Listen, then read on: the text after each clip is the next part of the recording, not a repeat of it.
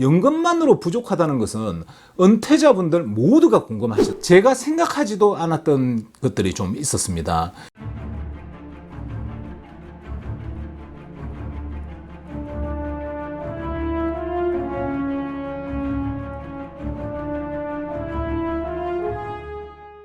안녕하세요, 제이정입니다.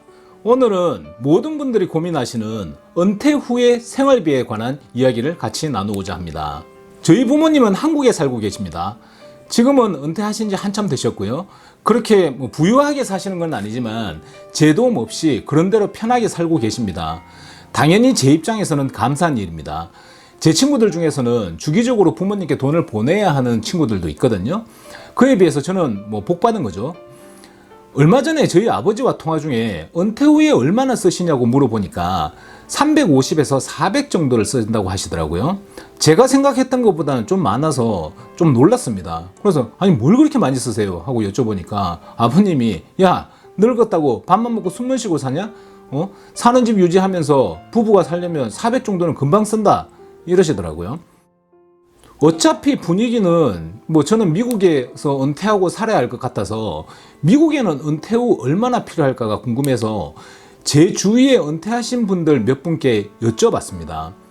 구글에 찾아보면 당연히 정리된 것이 나오겠지만 미국이 워낙 넓고 물가도 다르고 세금도 다르고 지역마다 차이가 좀 클 것이라고 생각을 했습니다. 그래서 제가 얼바인에 살고 있으니까 은퇴 후 얼바인에서 살 확률이 좀 높을 것 같고, 그래서 이 지역에 사시는 은퇴하신 손님들께 여쭤본 겁니다.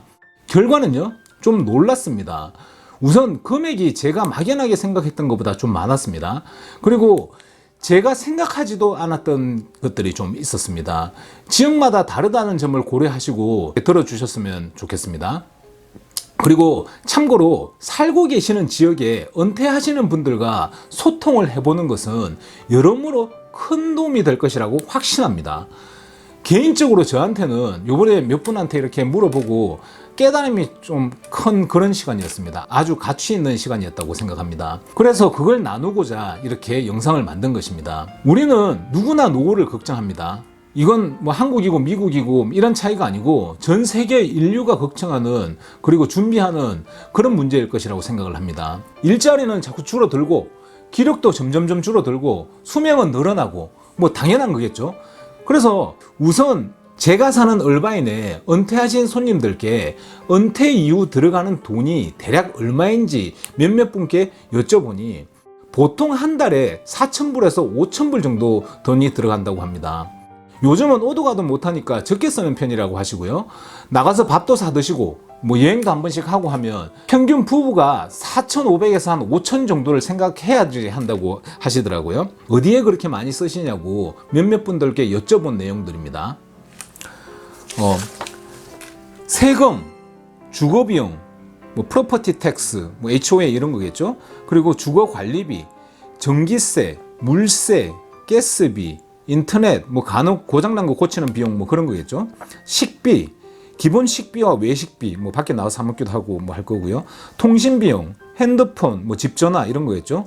그 문화생활비, 취미 활동을 하신다든지 아니면 모임을 하신다든지 아니면 여행을 하신다든지, 보험, 자동차 보험, 집보험, 의료보험 정도 되겠죠. 그리고 자동차, 자동차는 있어야 되니까 미국에서는 노인분들도 자동차를 많이 쓰시고요. 실상 대중교통이 활성화 안 돼 있으니까 자동차가 없이 생활이 되지도 않죠.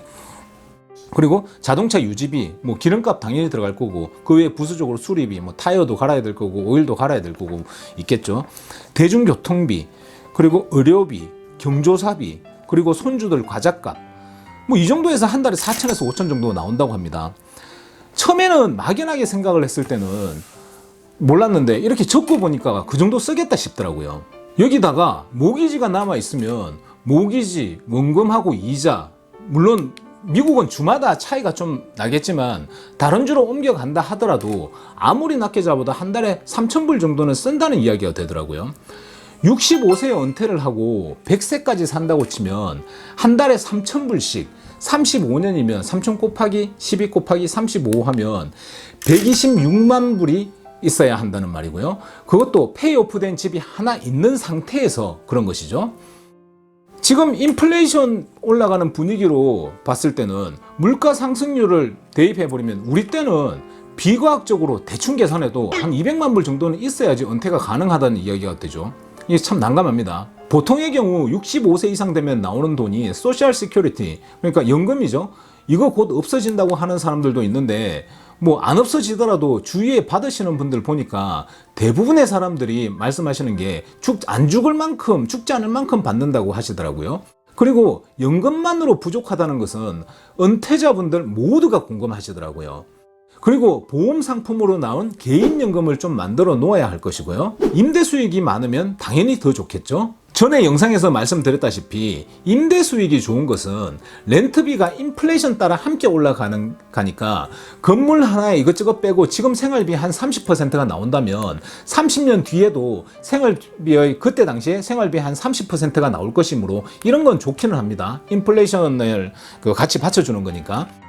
돈의 가치가 어떻게 올라가든 은퇴 후에 생활비 30%는 꾸준히 나올 테니까요. 그럴 확률이 대단히 높죠. 30년 뒤에 생활비가 극단적인 숫자를 넣어가지고 한 달에 예를 들어서 10만 불이 든다고 한다 그러면 10만 불이 들더라도 지금 내가 생활비의 30% 정도 나오는 임대 수익이 나오는 건물을 가지고 있다면 30년 뒤에 3만 불 정도가 나온다는 거거든요. 어떤 방식으로든 안락한 노후를 준비를 해야 하는 것이 맞다는 데는 이견이 없으실 것입니다. 그 누구도 이 부분에 대해서는 이견이 없으실 것입니다. 노후에는 기력도 사그라들고 일할 곳도 없고 젊은 사람들도 일자리가 없을 때가 많은데 우리가 노후에 일할 곳이 있다고 장담도 못하고요. 지금 노인분들이 한 달에 4천에서 5천 정도면 생활하신다고 하지만 저희가 은퇴했을 때는 인플레이션 때문에 한 달에 10,000불 가지고도 부족한 상황이 생길 수 없다고 누구도 장담 못하죠. 그래서 제대로 된 계획을 세우고 미래를 준비해야 한다고 생각을 합니다. 혹시 좋은 의견 있으시면 남겨주십시오. 인생을 열심히 살아오신 여러분들의 고견을 참고해서 저도 이번 기회를 좀 배우는 기회로 삼고 싶습니다.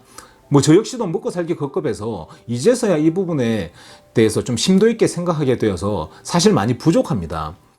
여하튼 제 생각에는 뭐든 마찬가지지만 제대로 된 계획을 세우려면 기본적으로 확실한 팩트를 기준으로 잡아야 한다고 생각을 합니다. 그러면 한번 볼까요?